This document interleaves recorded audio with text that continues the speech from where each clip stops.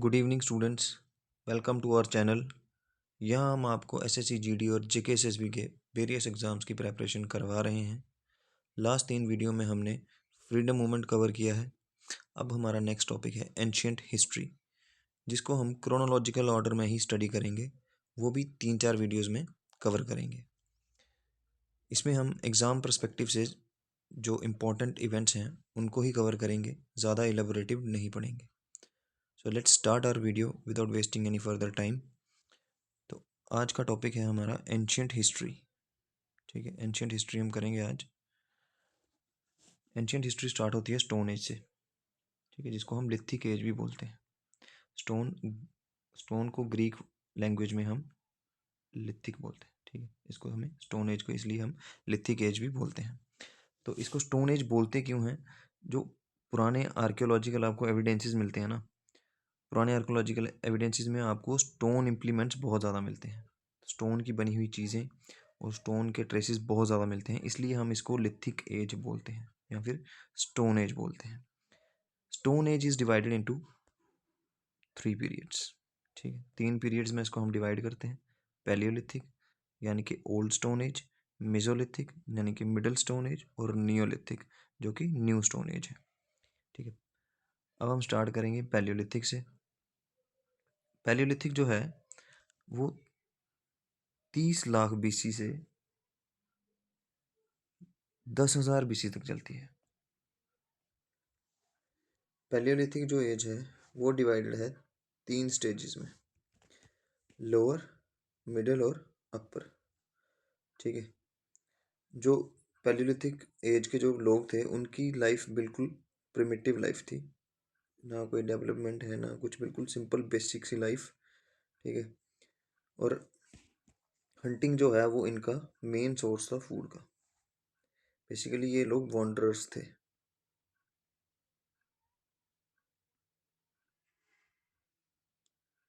Wanderers मतलब एक जगह से दूसरी जगह भटकते थे in search of their food.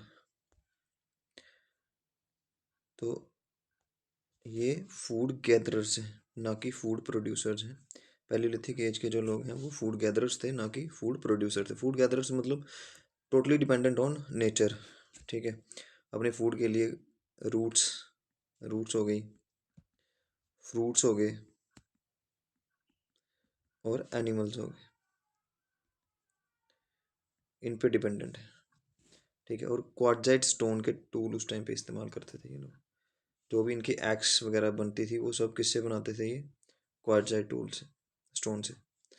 ठीक है, और ये उस टाइम पे फ्यूनरल्स का कोई अवेयरनेस नहीं थी कि लोगों का फ्यूनरल कैसे करना है, कैसे उनको बरियल देना है प्रॉपर, इसके बारे में कोई नॉलेज नहीं थी लोगों को।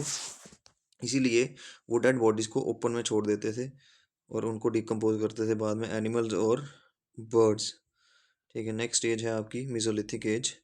मेसोलिथिक एज 9000 बीसी से 4000 बीसी तक चलती है। इसका सबसे बड़ा अचीवमेंट मेसोलिथिक एज की है डोमेस्टिकेशन ऑफ एनिमल्स। ठीक है, इस टाइम हमने एनिमल्स को डोमेस्टिकेट करना स्टार्ट कर दिया था। सबसे पहला एनिमल जिसको हमने डोमेस्टिकेट किया है, जिसको सबसे पहला हमारा डोमेस्टिक एनिमल जो है वो है डॉग।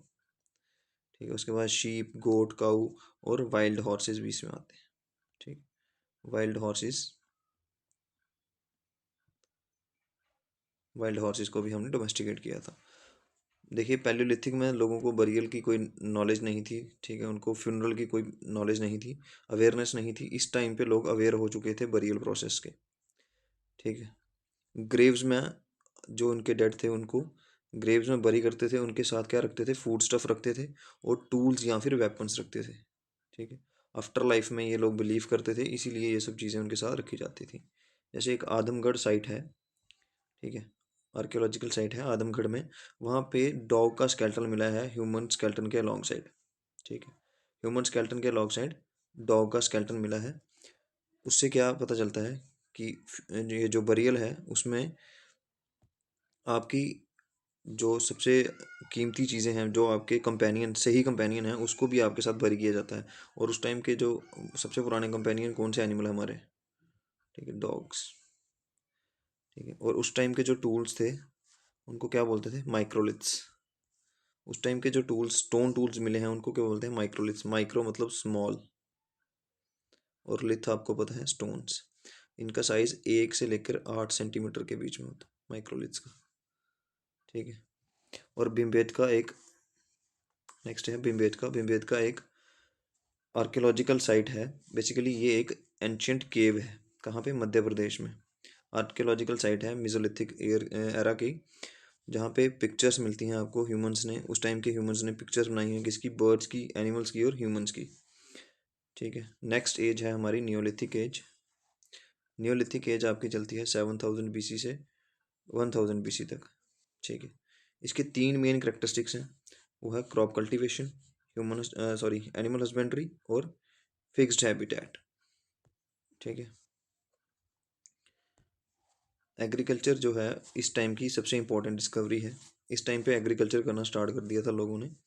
कौन सा है ये पीरियड, न्योलिथिक में, ठीक है। अर्ली एविडेंस जो है एग्रीकल्चर का वो आपको कहाँ मिलता है, मेहरगढ़ में, मेहरगढ़ में मिलता है। और ये एक आर्कियोलॉजिकल साइट है, कहाँ पे, बलोचिस्तान प्रोविंस। बलोचिस्तान अब कहाँ पे है, पाकिस्तान, ठीक। मेन जो कल्टीवेटेड क्रॉप्स हैं इनकी, जो क्रॉप मेनली ये कल्टीवेट करते थे उस time, wheat, barley, paddy, millets और कुछ वेजिटेबल्स, ये सब जो क्रॉप्स हैं उस टाइम पे उगाई जाती थी। और इस टाइम पे लोग नोमैडिक लाइफ छोड़ चुके थे, मतलब एक जगह से दूसरी जगह शिफ्ट नहीं होते थे, एक स्टेबल जगह पे इन्होंने अपनी जो इस्टेब्लिशमेंट है वहाँ पे कर दी थी, ठीक है। इस टाइम पे लोगों ने कॉटन ग्रो करना शुरू कर दिया था और कपड़ों की नॉलेज इस टाइम पे स्टार्ट हो गई थी, ठीक है। पहले क्या, पहले एनिमल्स की जो खाल है वो पहनते थे लोग, पत्ते पहनते थे, उनको इतनी नॉलेज नहीं थी कपड़ों की। तो इस एज में कॉटन ग्रो करना स्टार्ट कर दिया और क्लॉथ की नॉलेज मिल गई थी बंदे को, ठीक है। इस टाइम पे पॉटर व्हील की भी खोज होती है, इन्वेंशन होती है इस टाइम पे, पॉटर व्हील या फिर उसको व्हील कह सकते हैं। ये सबसे बड़ी टेक्नोलॉजिकल एडवांसमेंट है, ये व्हील की इनोवेशन, ठीक है। 2 टाइप के बरील होते थे, कंप्लीट और पार्शियल, ठीक है। और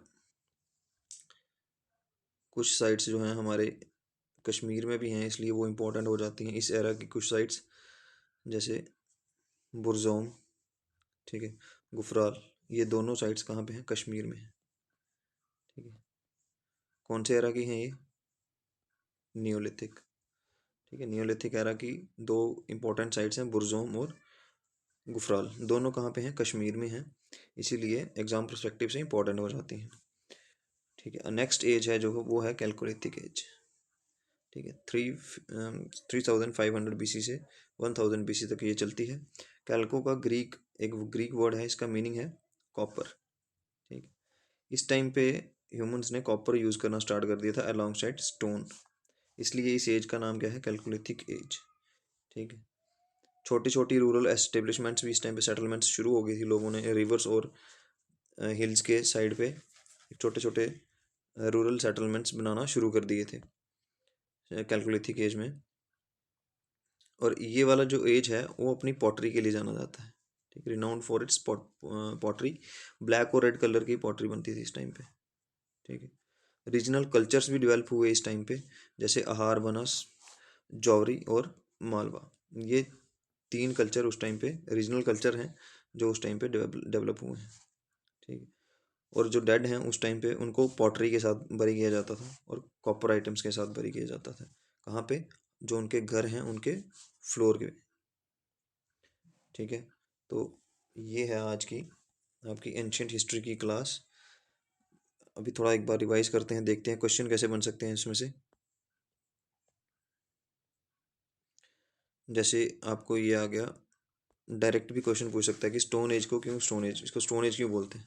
तो इसमें क्या है, स्टोन इम्प्लीमेंट्स आपको एविडेंसेस ज़्यादा आपको किसके मिलते हैं, स्टोन की चीज़ें मिलती हैं, जितनी भी मैक्सिमम चीज़ें मिलती हैं स्टोन की चीज़ें मिलती हैं, इसलिए इसको स्टोन एज बोला जाता है, मतलब लिथिक एज बोला जाता है।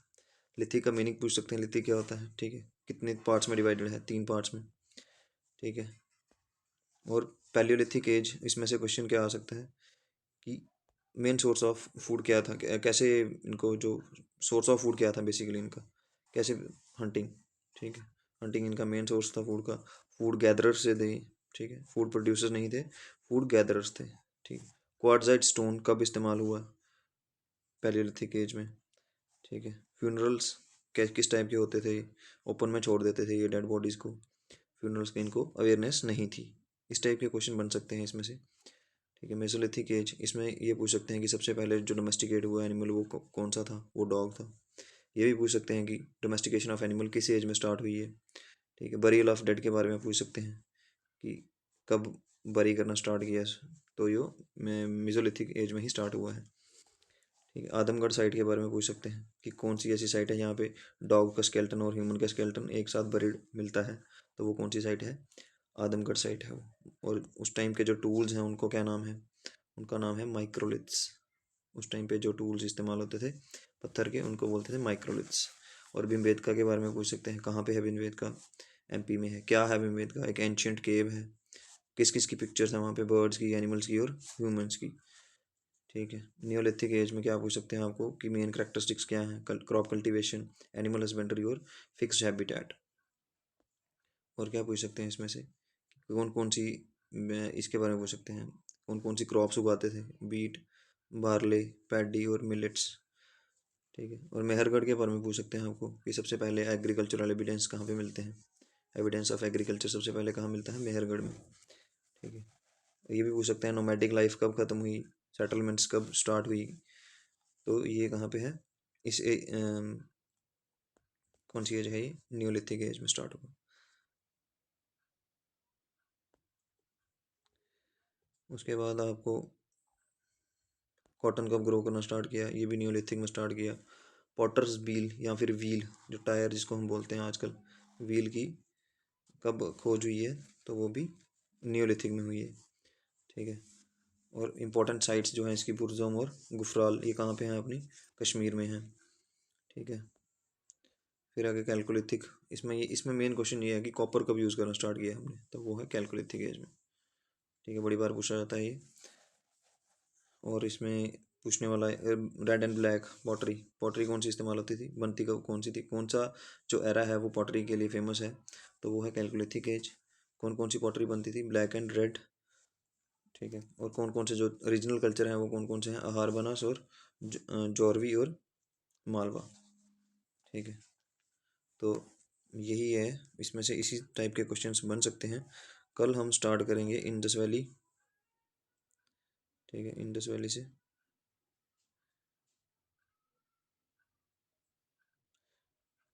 शॉर्ट में लिख देते हैं, इंडस वैली सिविलाइजेशन से स्टार्ट करेंगे हम। जगह कम है इसलिए IVC लिख देंगे। ठीक है, so thank you very much for staying with us. कल आपसे वापस मुलाकात होगी नेक्स्ट वीडियो के साथ। तब तक के लिए all the best and God bless you.